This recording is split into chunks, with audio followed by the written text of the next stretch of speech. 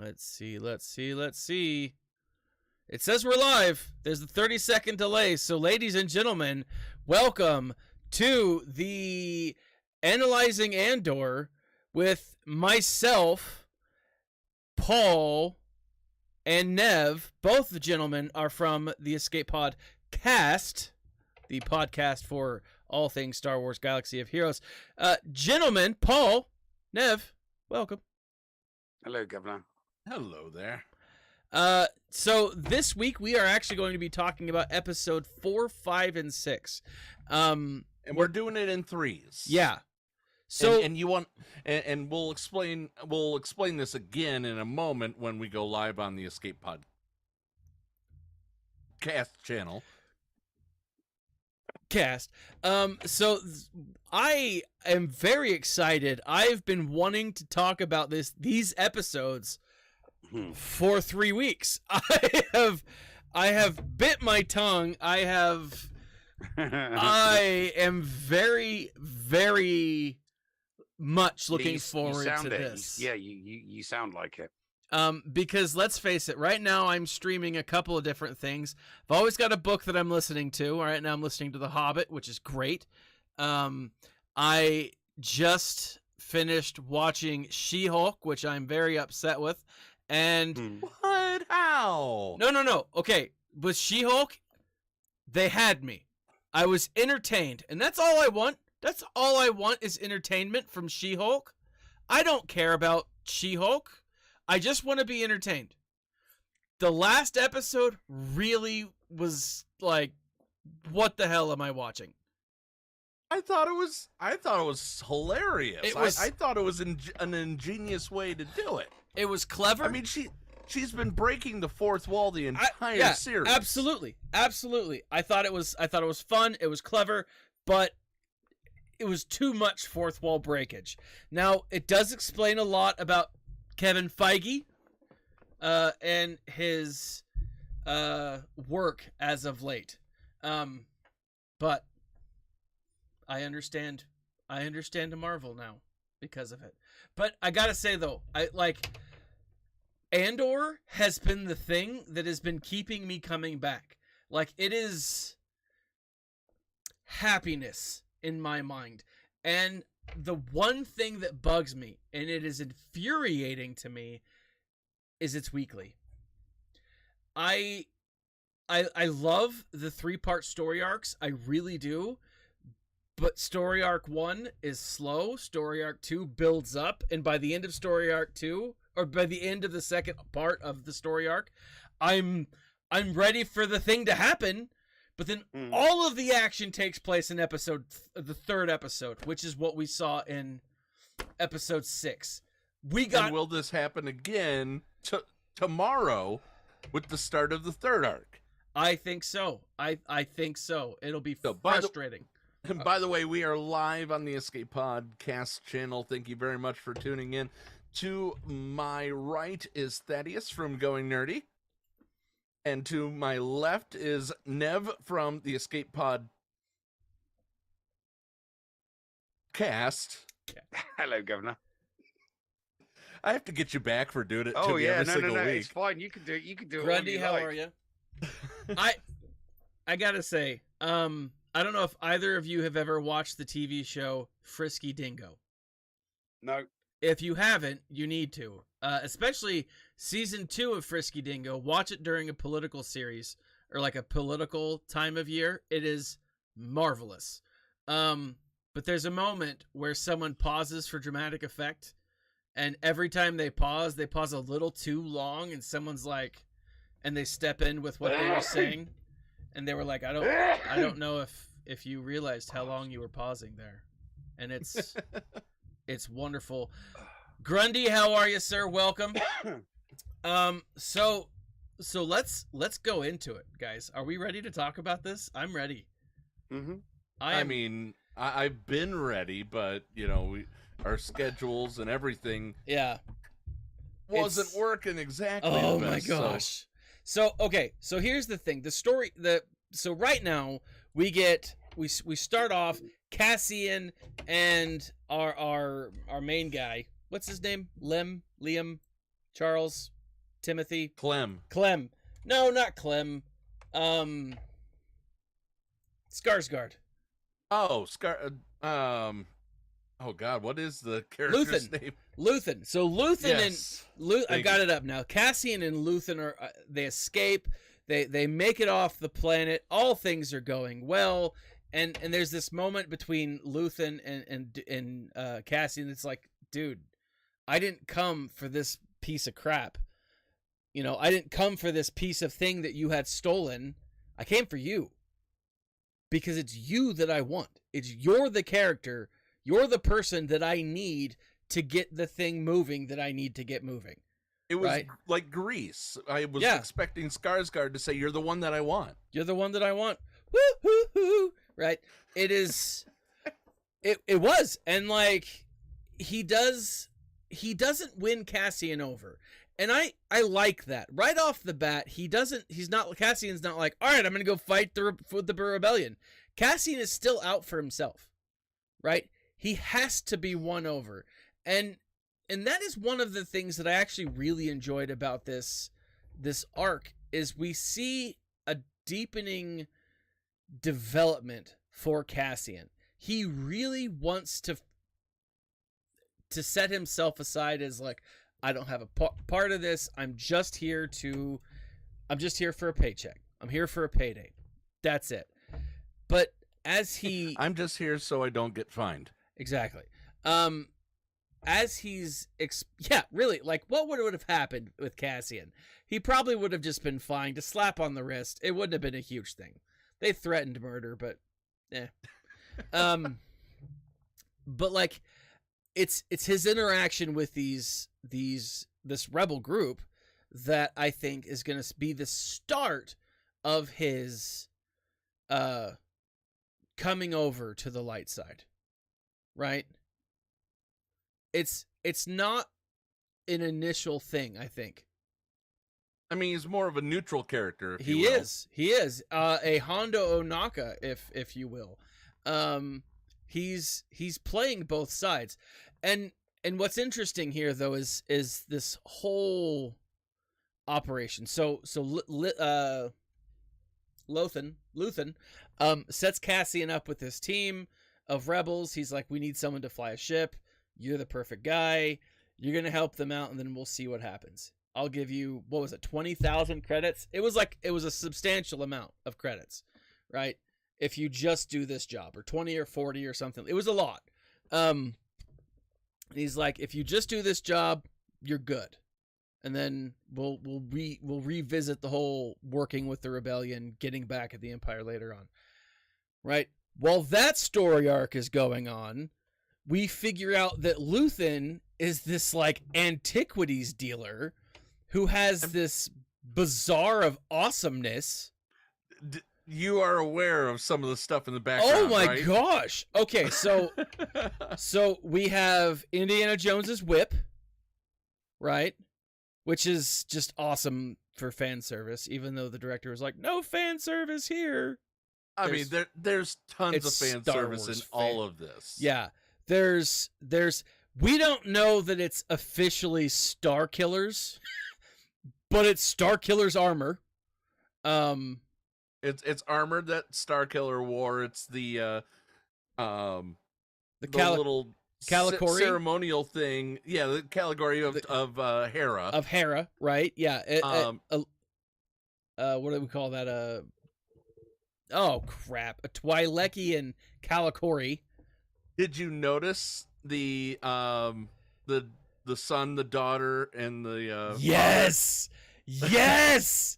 You saw pieces of what could have been the temple, right?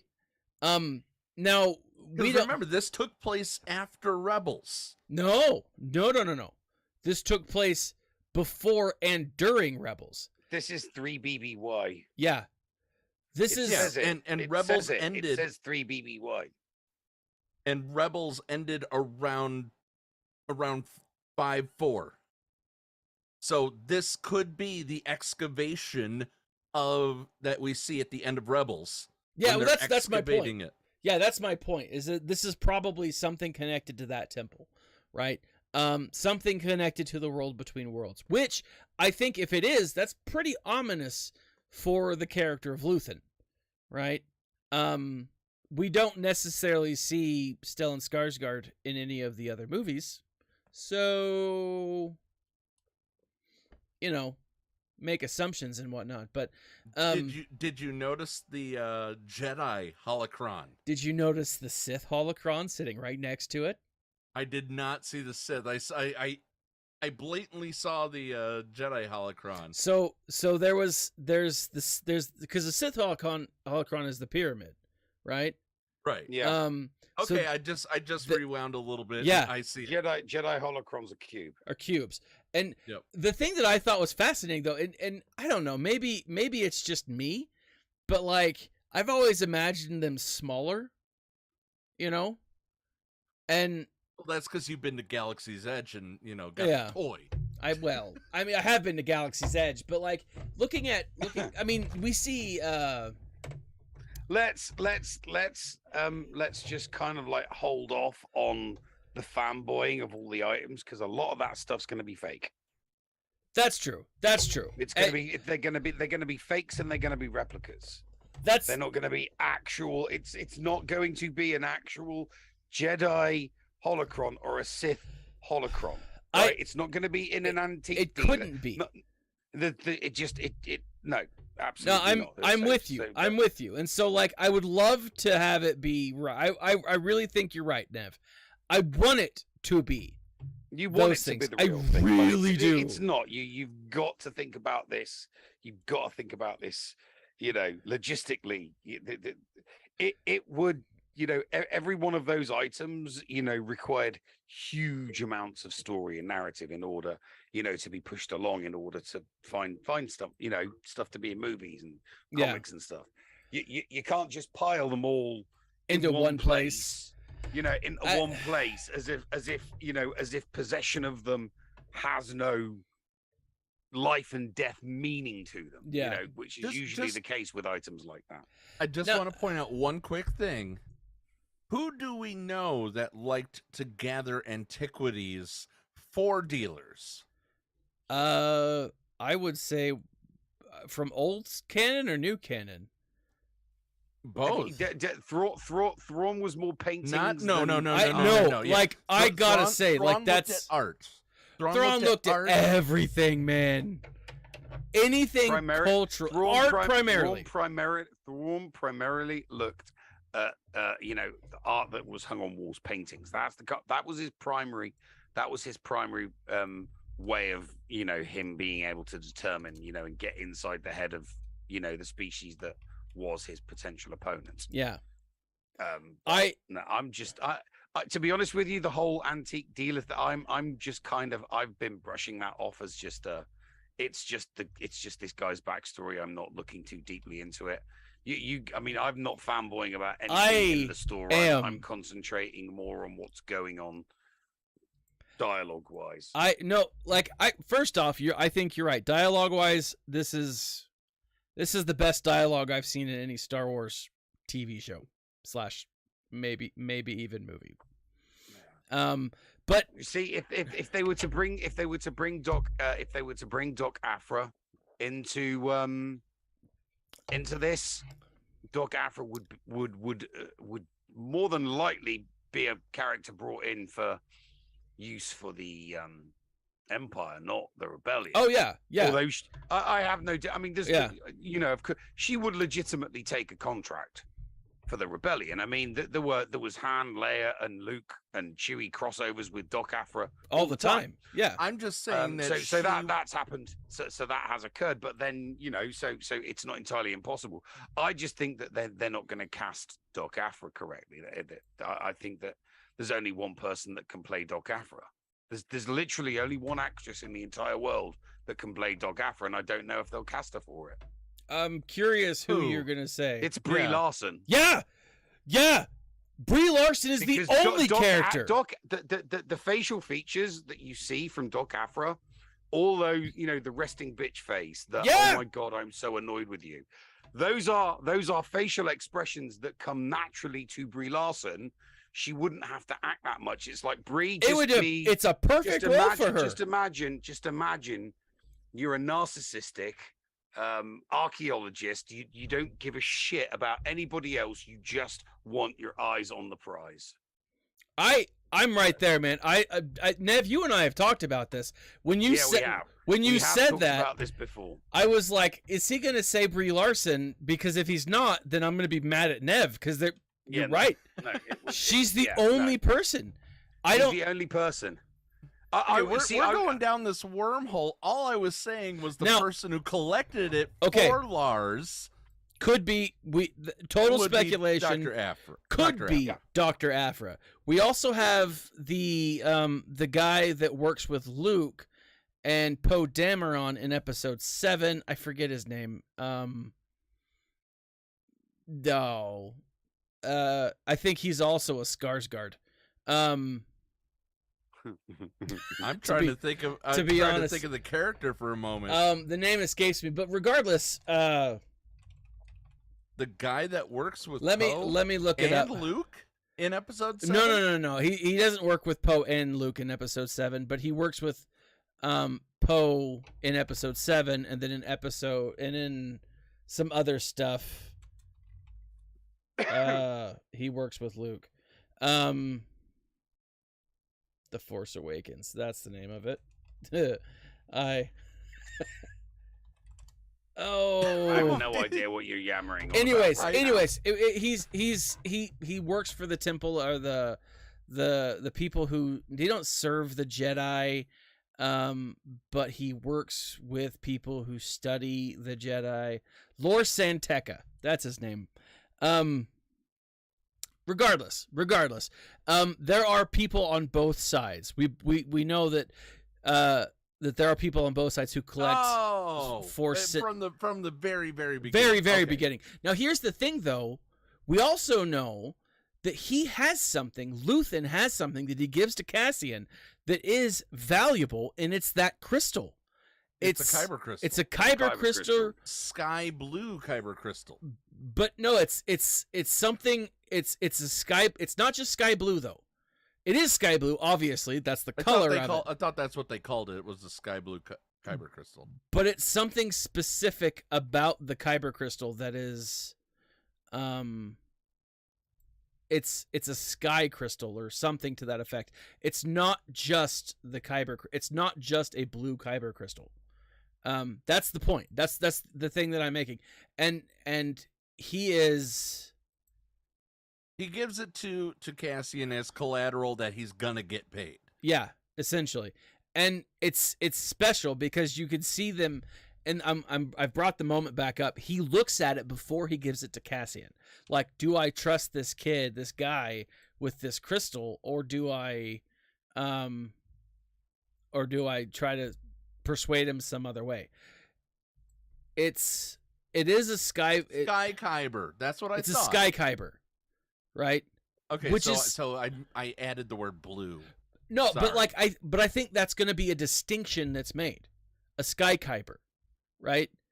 And it might not be. That might just be the color. I think you could be right, Paul, but like sky kyber is a legit. It's a thing. And we know that he has it. He's carrying it with him. It means something to him personally, Luthen, right? And it's a hard thing. It's what's cool about this is when he's giving it to Cassian, he brings up the Ricotta Invaders, right? And the Ricotta Invaders, Nev, I think could probably give us a deeper knowing of this. No? Probably not. No, the name eludes me at the moment. Okay, so the Ricotta Invaders were the original planet, the original like Force sensitive people. They're the ones that eventually became the Sith. Which planet are you talking about here? The Ricotta Invaders? Yeah. I gotta look this up now. It's part of the lore that goes into KOTOR. They're also known as the Builders. They were an ancient humanoid species Okay, you're talking about KOTOR then, yeah. Yeah. You need a KOTOR export, not me. Oh, see, I was assuming that it was.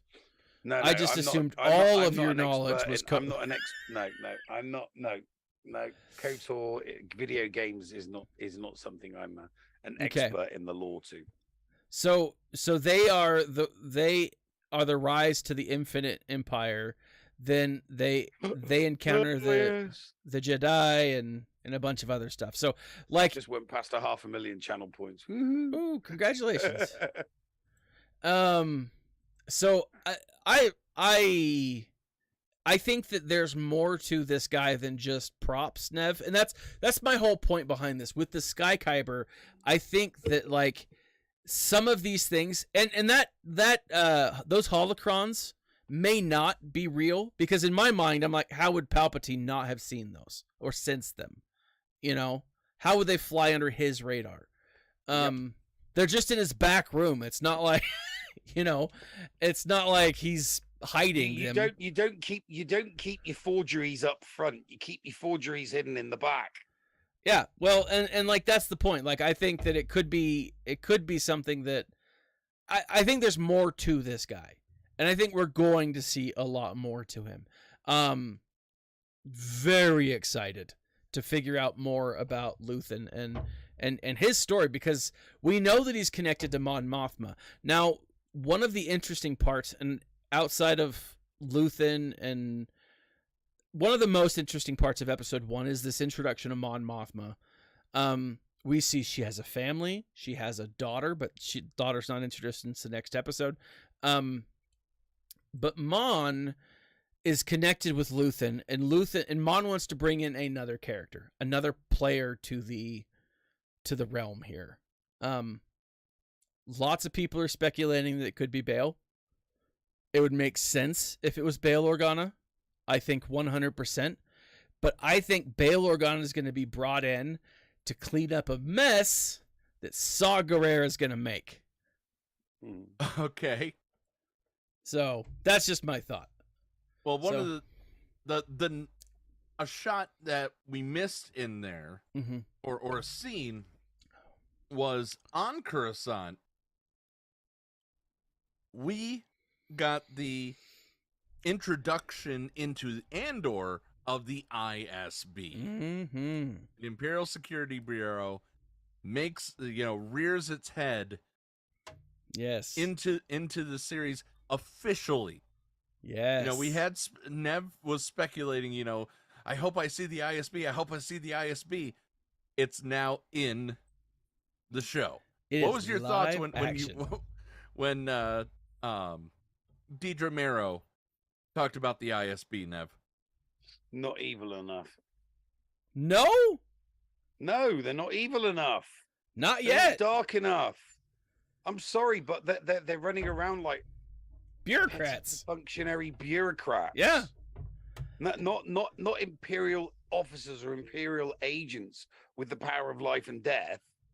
It's this didn't make it on the manifest for this planet, and this didn't make it on the manifest for this planet, and this manifest didn't, and it's too random to be. It's like, come on, you can push the plot further along that way. You suspect something was stolen from there, and there. Make it more exciting than this was missing, and she's got his assistant there, and I'm like, don't make it, make it, we're going to crush the people that have stolen from these three facilities, as opposed to we'll get in trouble if we don't find out where this. So the ISB aren't evil enough as far as I'm concerned. They're just not bad enough. They need to be badder. In the books, they are pure evil. But Nev, look at who we're not dealing with functionaries. We're not dealing with Yularen. Yeah, we haven't seen Yularen. We haven't seen Thrawn. I mean, Thrawn won't be in the ISB, but like these are still low-level people in the ISB, right? They're fairly new. They're climbing the ladder. Now at Coruscant, I would say we're probably not going to see the same level of I don't know, evil, right? That would exist in No, off Coruscant world. would be the hive of evil in this situation. No, see, I disagree. For the ISB. But no, like, you've still got 3 years of a functioning Senate. yeah, And that's the problem, is you've got 3 years of a functioning Senate. The Senate has to function for the next 3 years. The Emperor doesn't dissolve the Senate until BBY. yeah, Until zero BBY. yeah. So the Senate, the Senate and all of that. It's just, It's got to work. There's just a tad too. There's just a tad too much of it. There's just a tad too much of it. I think that there needs to be more of the espionage. More of the subterfuge. I think it should feel more Red Dawn, right? It should feel more Red Dawn. Okay, And less it needs Red to Dwarf. be. It needs to, yes, and less Red Dwarf. It needs to be more Red Dawn and less Red Dwarf. It needs to be. It needs to, it does. It needs to be. It needs to be Well, darker. how do you mean? Okay, darker. Yeah, It no, needs to be. I mean, another example would be the crew that gets put together for this job. Mhm. I'm thinking to myself that they kept on mentioning in the storyline, this operation's so massively important for the rebellion, and I'm thinking to myself, really? If it was that important, why didn't you get better personnel to fulfill the mission? Because there's so many question marks hovering over the heads of some of the people involved. I'm like, okay, I can get this. I can get behind this crew being put together for this mission. But then I'm totally thrown out of it with the Skarsgård character and the Mon Mothma, them talking about how this is such a massively important mission. And I'm like, you can't do that. You can't throw together the hodgepodge crew and then afterwards, let us see their faults and the issues and all of the various different things that make them not a good team. Well, they then were told, a good team. oh, this has to Yeah. They were a good team, and then Andor gets thrown in. That was my view of it. My thought is they were a good team with something missing, and it was more of a suicide run because of the way that it was going to be held, the way that it was going to work. They needed the extra character. But the mission success parameters were quite simple. Yeah. Steal the $80 million credits, so that they could obviously then use themselves to fund a rebellion. And that's what I'm saying is if it was that big and it was that important, why was more money and better personnel not put into it? And I think that's where maybe knowledge or a reliance on canon or knowledge of canon kind of comes in, because no, it's not about canon. I'll give you a perfect analogy. Mandalorian, the group that gets put together for that mission.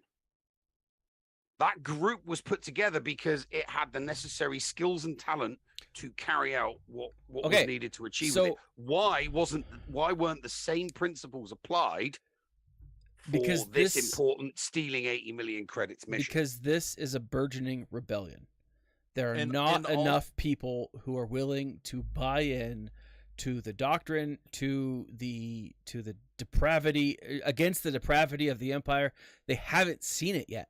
Like you said, but 80 million credits would allow the rebellion to, start buying that. The initial mission itself, I think that they could have made it more interesting. They could have, shock troopers, from this, ex-military people with, histories, not civilians, or, a dude that wants revenge for his brother, somewhat. It's all this. I just think that they could have, and like I said initially, when we were going through and learning who all of these characters were, I was like, okay, I can get on board with this. This was all they had to work with at the time. But then, like I said, you hear the character say, this is so important, and I'm like, dude, you can't throw that in there. You've totally pulled me away from this group of people now. Now I have absolutely, no faith in you. It's like, really, you're this great powerful, burgeoning leader of the rebellion with a mission so vitally important that you put totally inadequate personnel in positions that so that kind of but that's not really the actors or the directing. That's more some errors in the writing that just kind of bugged you. Cascade says they didn't have the manpower yet in the rebellion to be that choosy. And that's a Cascade. I'm with you, because that's what I'm thinking, right? Nev, I think to an extent you're right, and I think that could have been something that is explained. Like, this is all we have to work with. We haven't brought on characters.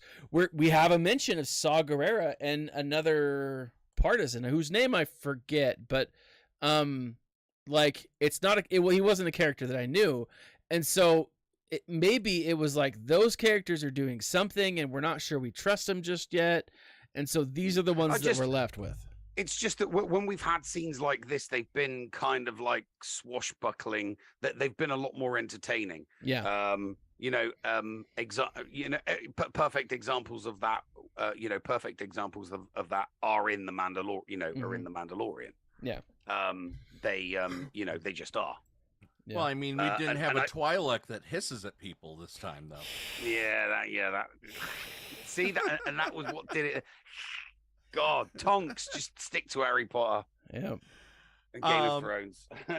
so I mean, this takes us perfectly into episode 5, where we've gone from introducing Cassian, aka Clem, into the fold, and now we're having them, feel each other out.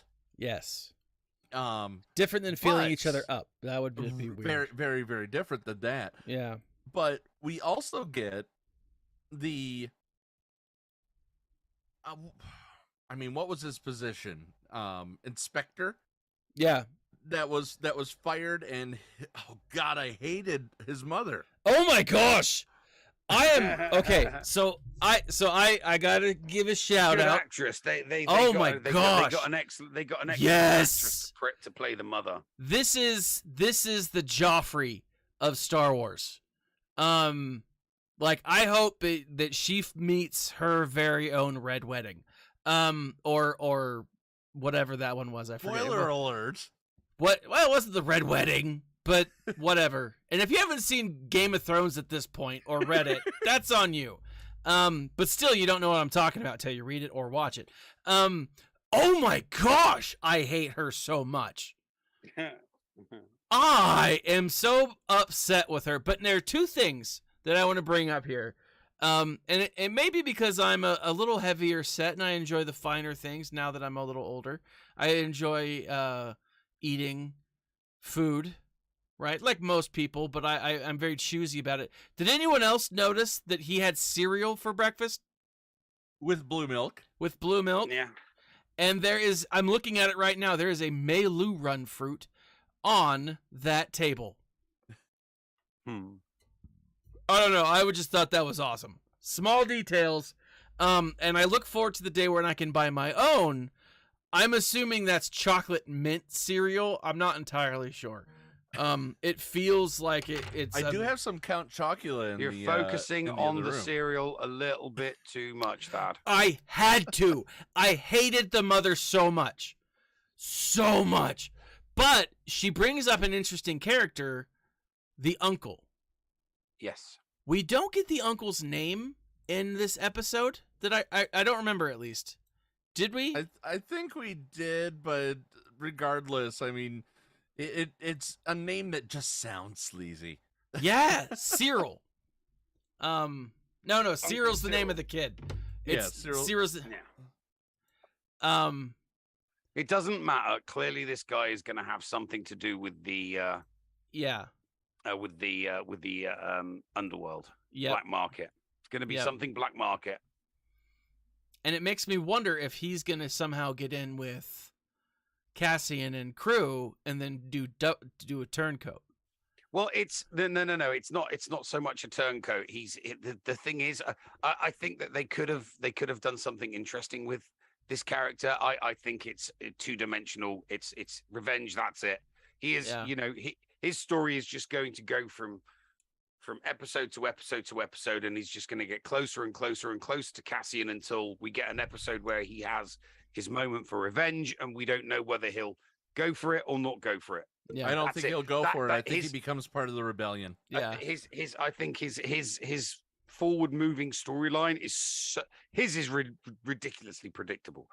Yeah. His is the easiest one to predict. You Uncle know, Harlow. I was just gonna say that. I was Uncle- waiting for Uncle- Nev to stop. Yeah. Uncle Harlow. Uncle Harlow, he will facilitate it, but that's it. But you know, his storyline is going to be kind of like the, yeah. I'm So- more interested in others. Yeah. I'm very curious. So, like, I'm curious to see where it goes. I really hope the mother dies. I hope that I've Cyril never kills said his that. mother and then sets up a hotel Yes.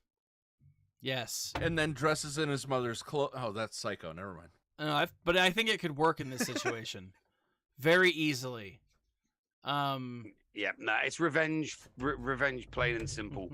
Whether that act of revenge is carried out at the end or not, that's that's where the ambiguity is. We'll see.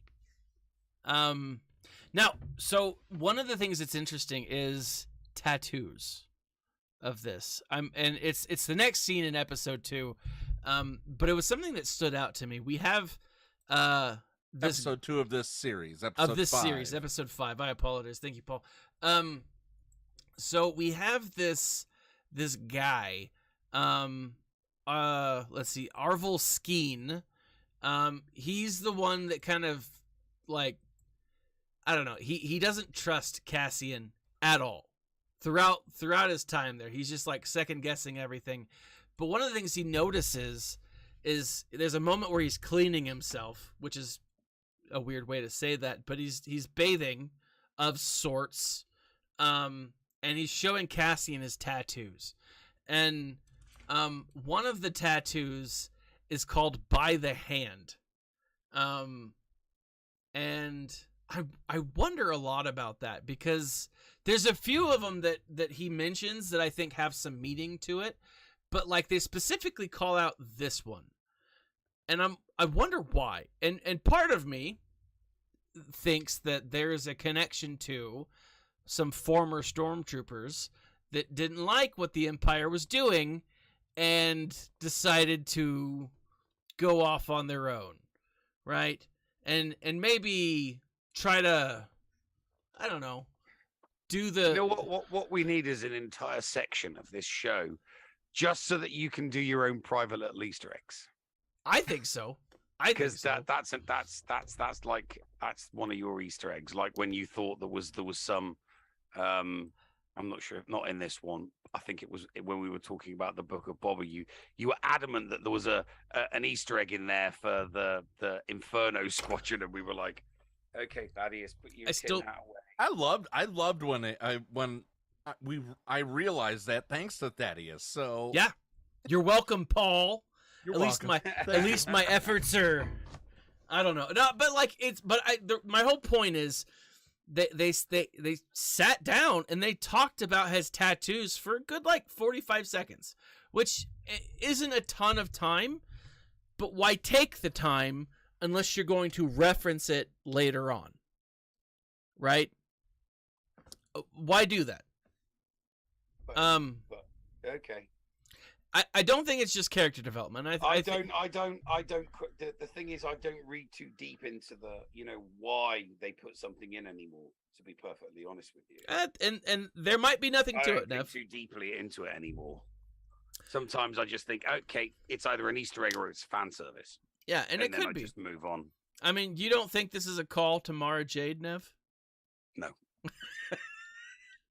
I thought for sure you'd be like, I've read the comics, I've read the books, nothing about tattoos.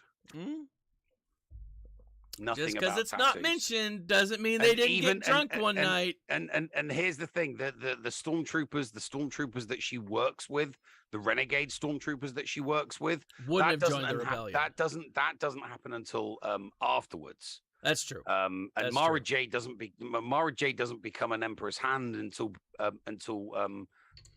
post BBY. You know, she three BBY. She's 13. She's 12, 13 years old somewhere at the moment.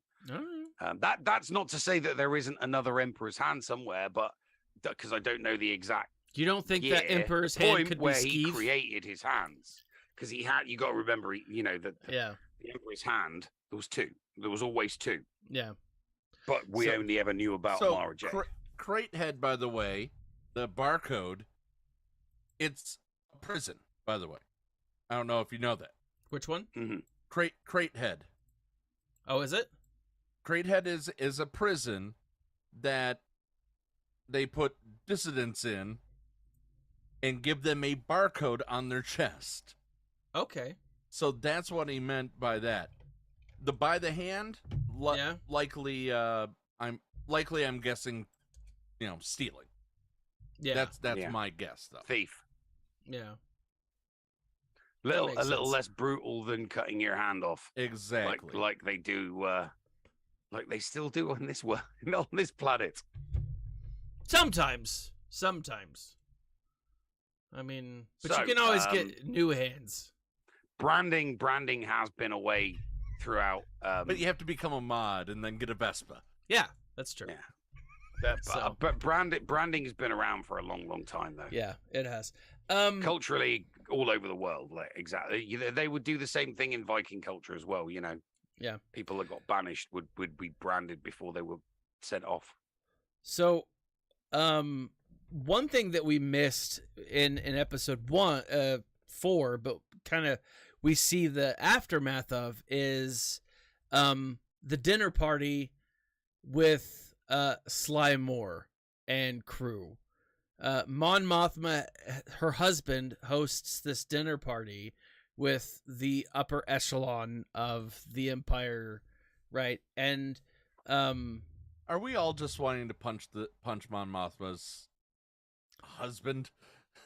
for the top knot, yeah, totally. Totally. I mean, maybe I'm a little jealous because I don't have one. I'd rock a top knot though. Like, can you imagine this? Well, I mean, I could do one. I could do one for you right now if you like. He just exudes douchery. Yeah. And this is, I think, the thing that I like about him is it shows that there are people who were part of the Empire that just went along with it because it didn't affect them. And he's one of those people, right? Oh no, social commentary, be careful. No, but like, do you see what I'm saying? Is like he went along with it. He's like, oh well, the Empire's doing things. It's working for my planet. It's working for me.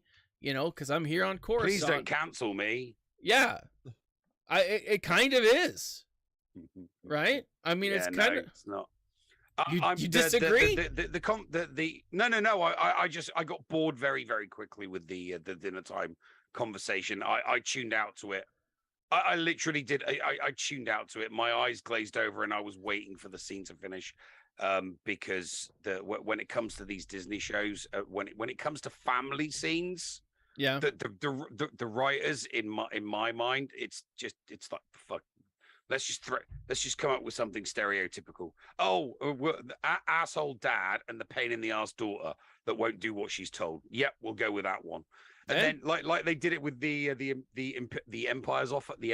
imperial officer at the station. Yeah. Well, when his wife and kid were getting ready, that they did exactly the same thing there. The wife's like, oh, just you've got the little mama's boy, basically. Yeah. Oh, he doesn't want to go. He doesn't want to, and I'm like, come on, if you're gonna do families, then at least try with them. Just I thought that was that could have been done better. But like I said, these are bits between the main narrative, so I'm not that fussed. Seeing them as a family isn't important to the story and the plot as it drives forward. It's it's like they're added on scenes in order to drive the plot forward.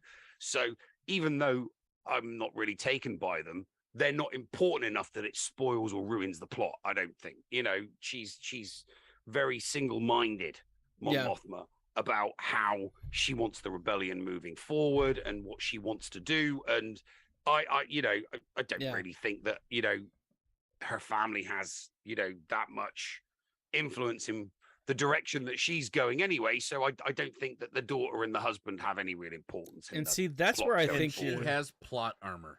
That's where I think you're absolutely wrong. I think I think she's leaving she's leading the rebellion to get away from family. And she's like, I'm done with these two. They're garbage. I'm going to go make my new family. And we're going to have guns and ships and we're going to have guns and shit and we're going to blow shit up. Yeah. And we're going to get bad guys. Yeah. And when our rebel cells accidentally get the wrong bad guys, we'll just cover that up and we'll forget about that. Totally. We won't worry about that, Yep. We'll that's exactly what it is. Exactly. We'll make sure we get bad guys the next time so that Saw Gerrera, stop. Just stop it, Saw. Okay, it's like nope, okay. Anything that Saw Gerrera does, it's like those disclaimers that opinions are my own. Those are the actions of him. The rebellion completely discredits anything that Saw Gerrera does. Yeah. I'm gonna go make my own family with hookers blowing guns. Yeah, hookers blowing guns, laser swords. So I gotta say, like, as much as I liked the second episode, most of it is them setting up what to expect. Right? We're going over the plan. The counterpoint is our inside guy is showing us the location of everything. There's not a whole lot of stuff that really happens as a major storyline. We get the little nerdy guy. We get his intro to the manifesto, right? My rebellion manifesto. And he's like, this is why I'm fighting, and this is all these things, and but I think one of the major things is, as they've left the camp and they're heading to their destination, we have this like anger between the whole crew comes to a boil, and Cassian's like, look, you guys want to know who I am? I'm a mercenary. I'm paid to be here. I'm not here for the cause. It's a paycheck to me. So if you want to quit because you have meaning. You have your own thoughts. Don't pin it on me, right? And he speaks from the heart, right? He speaks from who he is. And one of the things that I loved about that is we see kind of like the beginnings of real leadership, right? He's saying, take a look at yourself and make your choice. But I'm not going to go into a firefight with people who are second guessing me because they don't know the truth. So here's the truth, right? And I thought that was a cool moment. I don't know. Maybe I'm reading too much into it. No, I mean that you are absolutely correct in that. It's like, if you're doubting, it's not because of me. It's because you've already had doubts. Yeah. And I liked that. I thought that was pretty cool. Let's jump. I mean, is there anything else in the second episode that we need to cover? No, I'm good. All right. I mean, just more of Uncle Harlow's threat. Oh my gosh. Going with Uncle Harlow. Yeah. My gosh. I hope that woman gets beaten up by a womp rat or something. Episode 3, hands down, makes episode 1 and 2 worth it. By the way, episode 6. Sorry. Episode 3 of this tree of this arc. The Eye. First off, cinematically, beautiful. I loved this episode. We see Luthen and Oh no, I'm looking at the beginning. I'm looking at the recap of last episode. It's action, baby. It is. It's like, have you got I've this is a dumb question. You both have seen Hot Fuzz, right? Yeah, I've seen Hot Fuzz more Yeah. times. I've seen Hot Fuzz more times than you've had hot dinners. Mate. That's how much I've seen Hot Fuzz. I saw Hot Fuzz 6 times in the theater, paying full price. I took everyone to that movie. It's an incredible movie. It's awesome. an incredible movie, but like it's like this. It's low action with kind of like spikes of excitement until the very end. Yeah. And this is the very end, and it's like woof, just okay, all the way. That's what you think. And I'll it's be right been- back. Hang on. The All last right. trio of episodes Mm-hmm. was exactly the same way. Yeah, I mean, it was. we got here's Cassian. Here's Cassian again. Here's everybody. Fight scenes, fight scenes, fight.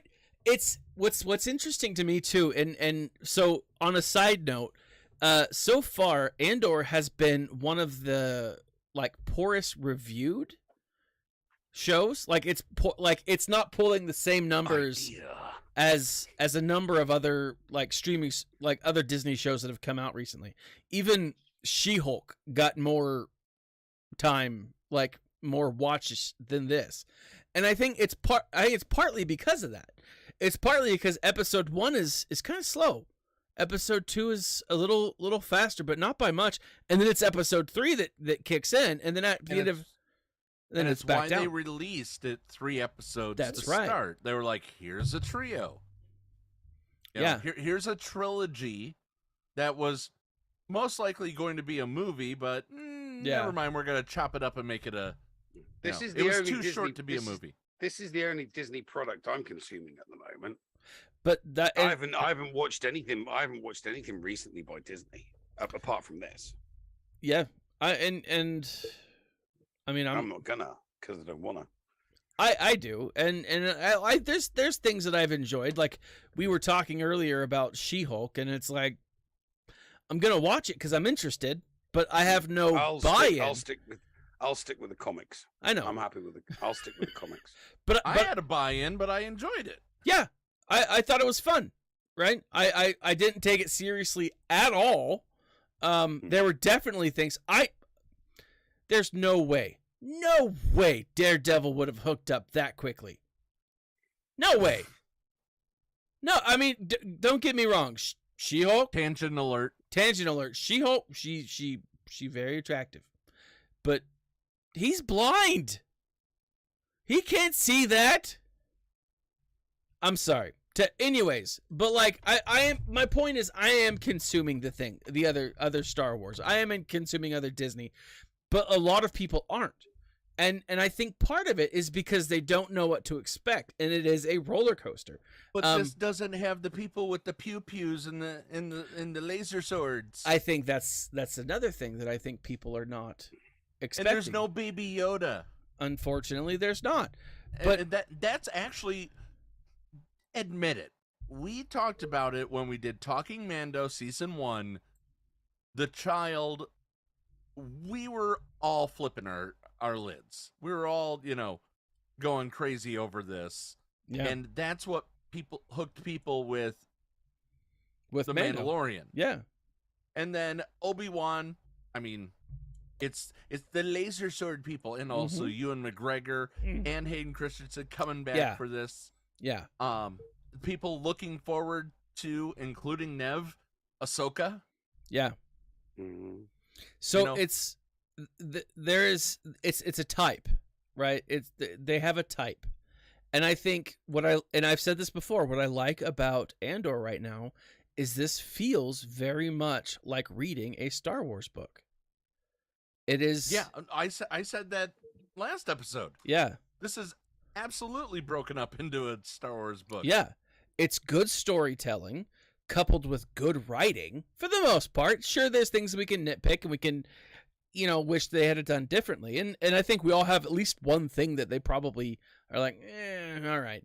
But I even have those for the Thrawn books. I yeah. mean, Yeah, I mean, I want to know who Thrawn's daughter is. And sister.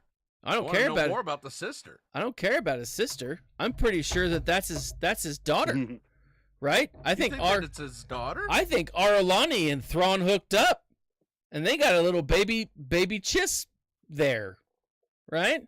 And I think, what's his name? What's the farm guy? He's the. Neil, what are you doing? I don't know. That's that comic book. Oh, you got it is. framed. It looks good. She's getting Afra Staros. That's what you think might be the fourth. That's who you think I might think be who the that. fourth Yeah, character. I think that's going to be the fourth character. That's the Vader Afro one. That Vader Afra one is dope. That's why it's great. All right, so Tangent alert. yeah, tangent alert. All right, so they get to, but this is the thing. Like we see the inner workings of everything.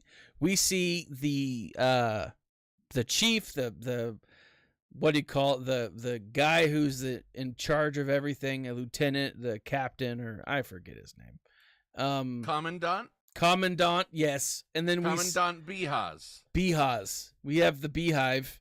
We have the commandant, he's doing his thing. We have like that other Imperial engineer who shows up, right? The guy with the headphones around his neck all the time. The whole time. Yeah. Again, one of the things that I loved about this is it was just so well done. You know, like everything, the story all flows. Like they they sneak into the base and the whole Earlier today, I was on Old Man Cantina podcast. Mm-hmm. It's another Galaxy of Heroes podcast that I really, really enjoy. But we were talking about Andor, and it was, we might have been talking in the pre-show, but the reason that they like Andor, hit right on the head of the nail, is they're former military guys. Seeing all of this military buildup and repercussions speaks to them. So, yes, well written, but it also has a underlying audience that not a lot of people suspect. Yeah. There's a guy who lives in my area. He's former he's I don't know what he does. He was former special forces though. I'm not. If he told you, he'd have to kill you. He would. And I don't want to die. There's too much Star Wars I have yet to consume. And you know, I have kids and stuff, but like one of the things that he told me, he's like, look, and I came back from Iraq, in Afghanistan, the thing that got me through was Star Wars. He's like, I was watching the Clone Wars and seeing the brotherhood within the clones as they built up. He's like, I could connect with that, you know? And I think that is an aspect of the military aspect is one thing that we don't see a lot of in Star Wars. And so, like, even though it's about war, you know, we see a lot of it. It's in the title. It's in the title. I know what you want, and we're not going to get it with Andor.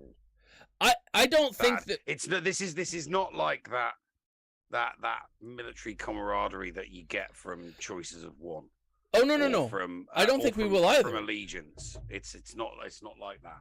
I don't think we will either. And I think what we saw in episode 6, let me make sure I'm saying that right, is what we will see throughout Andor's connection. Because if we look at Rogue One, at the very beginning of Rogue One, what's Cassian doing? He's meeting with an informant, and how does he escape the planet? He kills the informant, right?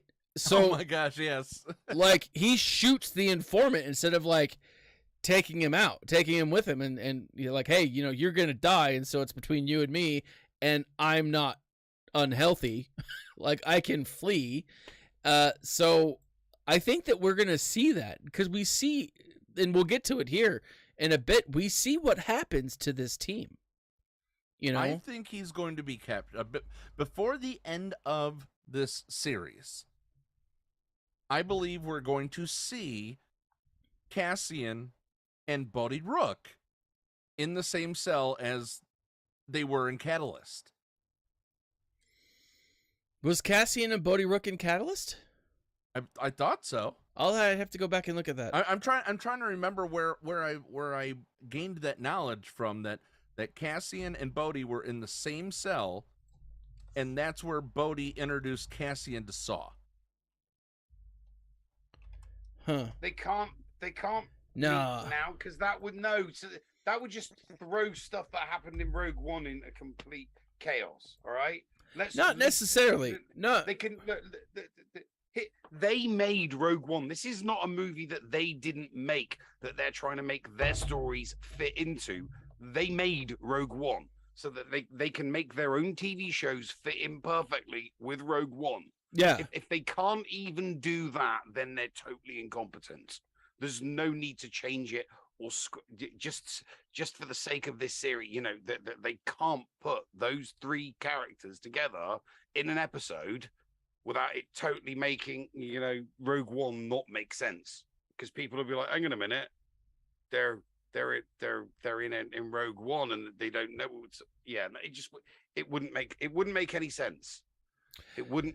Although actually, you know what? Forget everything I just said. It doesn't need to make sense. So they'll do. It doesn't need to make sense. Bollocks to that. They'll do it just for the sake of doing it. Then. Yeah. Screw what it does to Rogue One. They'll just do it anyway.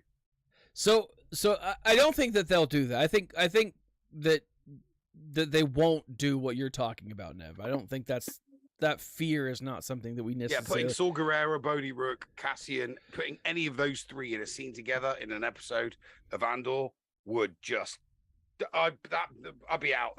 That's me. That'd be me. Well, out sorry, the timeline that it was talking about what happened in Rogue One. Yeah, I was reading the Wikipedia article. Yeah, because on Cassian, like just seeing what people have put into the Wikipedia. Mm-hmm. Like I remember Catalyst, and I don't remember Cassian even being in it. And it was Rogue One. I apologize. I was wrong. I admit it. But I mean, Catalyst is a great story. James Luceno was the one that put it together.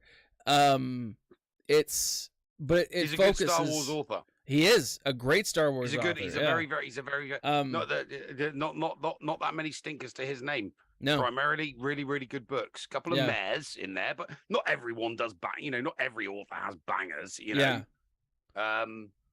Even the great Timothy Zahn. Yeah. You know, I'm reading one of his books from 2013, and I'm struggling with it at the moment. Yeah. I don't get the same excitement from it as a Thrawn book or a Mara Jade book. It's just smugglers like Han and stuff, and I'm not. Yeah. So, but James has got a lot more.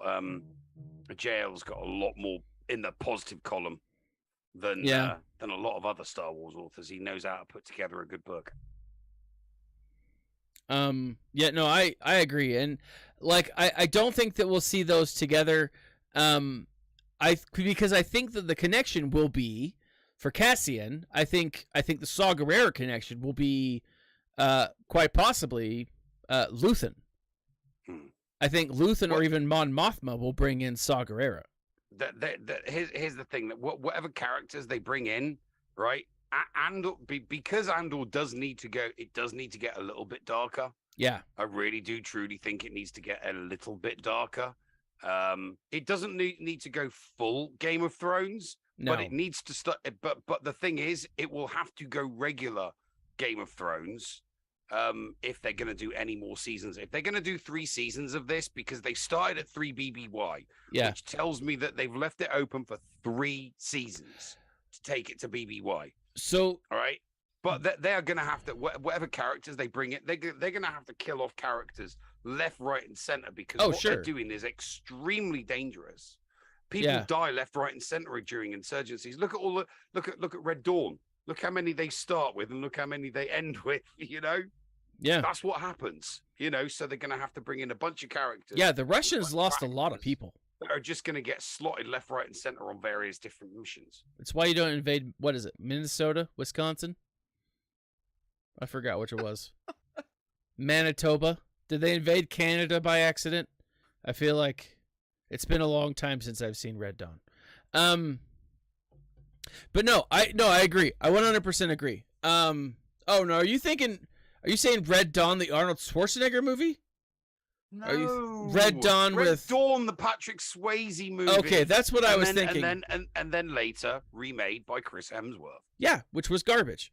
And North Korea somehow was able to sneak in undetected. Yeah. Right. I say that, and I'm sure there's North Korea and South Americans. Richard Burnett. I don't think anyone's invading Canada for any reason, so I think you're fine. You're good, Dickie Darkside. Yeah. Oh, it's Dickie. I didn't recognize. Dickie. I don't think anyone's invading Canada. Maybe for the maple syrup. But I'm pretty sure we have better bacon than you guys. Just because the South. You know who Dickie is. No, I know who Dickie is. So, but anyways, I loved this episode. Was like so happy with it and didn't want anyone to interrupt me while I was watching. It was definitely one of those things that I like locked my door and shut my blinds. So, anyways. Was there a sock on the door too? There was. It was a tie, but yeah. Okay. So I mean, this entire episode, we get the raid, we get pilgrimage from natives of the planet to this sky spectacle. Oh, and the sky spectacles were beautiful. I mean, did they ever explain exactly what causes? Yes, it was crystals in coming into the atmosphere. It was actually explained very briefly in episode 4. Okay, or maybe I didn't remember that. But maybe if I watched them all back to back to back. And that's the thing that I think people are going to have to do. They're going to have to watch 1, 2, and 3, then 4, 5, and 6. The rumor has it that episode 7 is standalone, then 8, 9, and 10, and there will be a 2-part finale. Rumor has it. Rumor has it. Rumor has it. Hey, we can't afford that. Yeah. We can't afford the royalties for that song, no. Ooh, no. No, that's true. Yeah, they'd shut down my channel and suck every last penny I had from it. I gotta say though, one thing that I was really hoping for was an uprising from the Pilgrims. I don't know why, but like when that first Elder Pilgrim walks up and he's like, "I'm an Elder Pilgrim and you're disrespectful." He says something to our turncoat, our Imperial turncoat. And like the two people in the back are like, what? Like the two like lead girls that are behind him, like kind of give him this once over. Like, what did he just like? Anyways, like I was really expecting something like that, and I was kind of every time they cut back to the Pilgrims, I was like, there's gonna be a bomb down there. They're gonna have guns or something, and it was just Pilgrims being Pilgrims. I was like, oh, I guess that's fine. But, like, I'm just always expecting more, and so I was a little shocked by it. You're expecting a primitive culture to think like you do. Yeah, primitively. Thaddeus, that's extremely bigoted of you. It is. It's very they're bigoted. Their own people with their own culture. Don't you be forcing your revolutionary, uprising culture on these poor That's primitive right. people. I'm from Texas, and so like I say, you know what? We fight back. No, you say come and get it. Come and get it. Come and get it. You don't take our sheepskin without us shooting you or something. I don't know, but like there was a whole thing. All right. So then the fight scenes, and then the battle, and everyone lives happily ever after. right? No. Isn't No, that? they don't. People get killed. But this is a Disney show. How is that a thing? It's PG-13 or TV-14 or whatever the hell it's called. Yeah. So, yeah. So our soldiers, they sneak in. They don't sneak in. They walk right through that front gate, right? This is a well thought out plan for the most part. Right? Yeah, it had holes, and the whole thing of it having holes is, makes it believable. I guess that's what they wanted it to. Yeah, and like I said, there's nothing wrong with the action. There's nothing wrong with the execution. It's that one line. It's that one piece of dialogue between Mon Mothma and that bloody guy that Skarsgård plays. Yeah, that Luthen. just how that one piece of dialogue just ruins everything for me. It's quite annoying because it's very very well put together. You see them putting their bodies on the line, like and they go down. And you just think to yourself, I'm sat there thinking, when I shouldn't be thinking it, because that piece of dialogue should never have been uttered. But I'm now thinking, well, maybe an extra team of 4 would have been, a better plan moving forward. Since it's your most important, it's the most important thing that needs to be done, sort of thing. That, but because they, the reason why you had the excitement levels was because there was so much on the line. First they go down one man, and then that's it. Now they're having to do everything down a man. Yeah. And then they're down another man, and they're trying to have to do everything with 2 men down, and it's like, my God, it's getting clutch now. What's going? I think let's go. And then obviously, they get away and they escape, and then obviously we have the thing that happens at the end of 6, and so I just so there's that all in itself would be so much better and so much more worthwhile and so much more valuable without that silly bit of dialogue from the non-active characters at the time, the Skarsgård, and Mon Mothma. But apart from that, I enjoyed it. It was very entertaining. Yeah, I'll watch the next episode. It's bought you at least another episode. Is that what it's? Oh yeah, it's definitely. Oh yeah. It's definitely got. It's definitely earned. In my eyes, it's definitely earned the next episode. That's for sure. If episode 7, actually, we'll get into that after we do ratings. Any other piece of this that we want to comment on?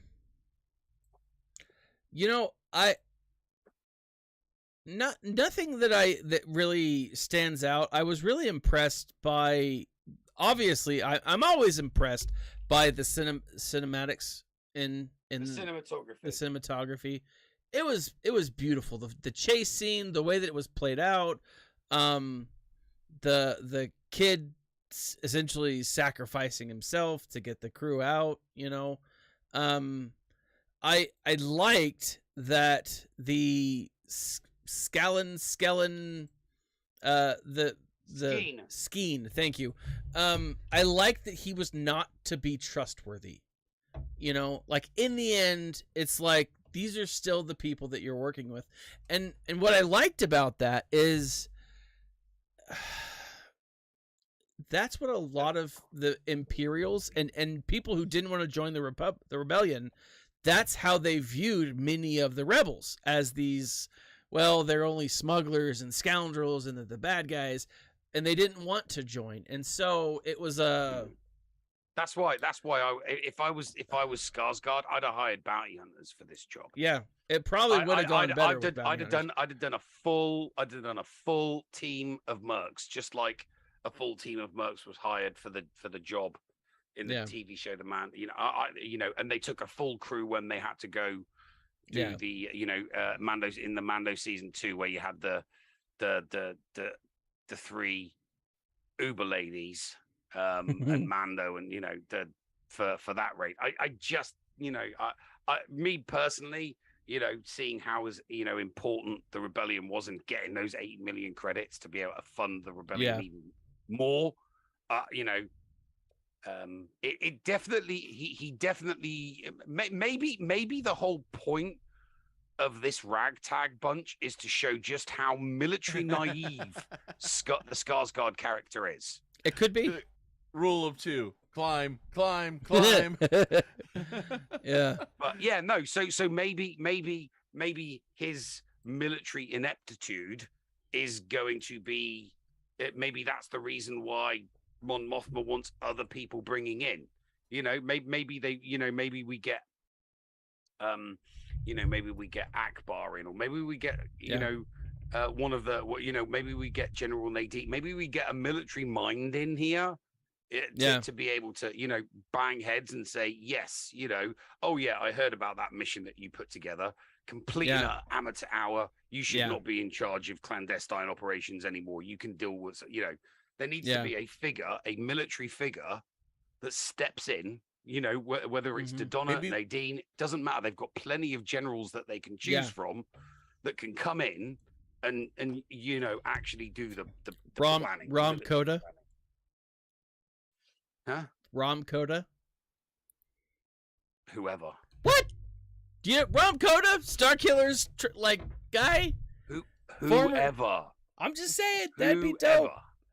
We are 3 we're 3 years BBY, okay? They can pull we can have they can give us a Dodonna, they can give us a Nadine, they can give us, there is somebody more military astute that they can give us in this season before this season ends to replace Skarsgård, because I do think he is military inept. But that might be what part of the story that allows them to bring a military mind in. Yeah, so let's are we gonna rate this as a trio or each individual episode? Let's rate it as a trio. Okay, so as a trio, this excited me for the rest of the season. And I think has solidified for me the rest of the season. But because of the first 2 parts, I'm going to have to go 3.5. It exceeded averageness, but it wasn't mind-blowingly amazing. Yeah. Yeah, I'm 3.5.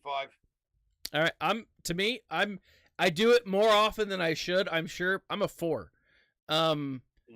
Because I think as a trio, it was better than average. There were some things that bothered me, but they weren't many. And if I were to watch them back to back to back, I would have been glued to my seat. And I was very happy with the way that it played out. So that puts us at what, a 3.65?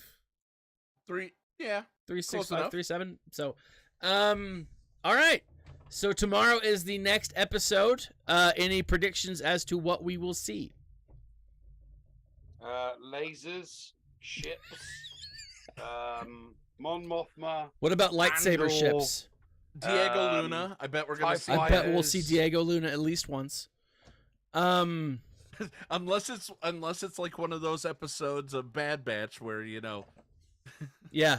It isn't even about the Bad Batch, or the Book of Boba Fett, where Baby Yoda shows up. Mandalorian. Yeah. I think we'll get the name of the character that they're looking to bring in. Personally, I think it's Saw Gerrera, but it could be anyone, to be honest. But if this proves to be a great standalone episode, do you want to do a show next week? Or, because the way you said it was, it's 1-4-1-3-2? Yeah, that's the way that I've heard. The the final episode is a 2-part finale. So, which I don't know. Oh man, sorry. Frog in your throat. Seriously. But no, if it's 1-3-2, let's do an episode next week. Stay tuned to both of our Discord servers. We'll let you know on that. But yeah, so Nev's given the thumbs up that we'll do a 1-3-2 fashion. But yeah, I mean it's gonna be a we'll see what happens tomorrow. A rip-roaring good time. So, What do you got coming up on the channel, Yes. Dad? well, this week I will be streaming my GAC. I have Star Killer for the first time, and I have some other characters that How go. many Omnis you got on him? None at the moment. Oh, these Ho- used ah! yeah. So it's I was debating because I didn't have all 3 Omnis to put on, and he during the lock he was only a gear 9 because I wasn't able to get him up. Since the lock, Mhm. I got him up 3 levels, and now he's only missing 3 pieces to get to gear 12. Yeah, I got JMK unlocked. That's a Nice. gear 12. So I've got a gear 12 JMK. My Hondo's sitting at 12, a piece and a Nice. half away. No, I mean, honestly, it's 2 or 3/6, 2/3, 2/3 away from 2/3 of 1 gear piece away from going all the way to gear relic 9. Oh man, He is going. Yeah? He's going there. that's nice. I'm excited, but I put my Omni on Radis, and I'm curious to see how it plays out. So, we'll see. But so I'll be doing that. I do want to get some other stuff done, but we'll see. I don't want to make some promises that I can't keep. So, yeah. What about you fellas? Same What you here. got? Same here. GA Center tomorrow. Is it Thursday tomorrow, is it? Wednesday. No, GA Center Thursday. Thursday's Wednesday tomorrow. Yeah, Right, GA you- Center you, on you give me Thursday. the tables. We'll do the show on Thursday. Yeah, definitely, because it's 5v5. We've got Exactly. 3 weeks left, so it'd be interesting to see who's top of the table. And then after that, we have the show coming up, the Murder Friday, Droid yeah. show. Oh, I'm so excited. Another And then droid. finally, who knows? I'm Vault 37 is going to start coming back as real soon. Awesome. Yeah, we are So- going to start doing something really soon. You know, especially for those cold evenings during the winter. We'll come up with something. You got to do something for those cold nights in the winter. Get you some warm calf, you know. All right. Well, So- thank you so much, everybody, for tuning in. Catch us on replay, like and subscribe, all that fun, happy social media BS. Seriously, you guys like us, just subscribe. Yeah. You know, give a Indeed. follow. It's absolutely free to do those things on the respective channels. Yep. But most importantly, congratulations to my friend Mandy getting married. She's been my friend for 25 years. Oh, I will see her on Sunday. Going up there to that to be at the wedding. So that'll be fun. awesome. But with that being said, be nice to each other, damn it. And remember to smile. And stay nerdy. Nev, Push the button. I think Push. Daddy and I will push the button. Indeed.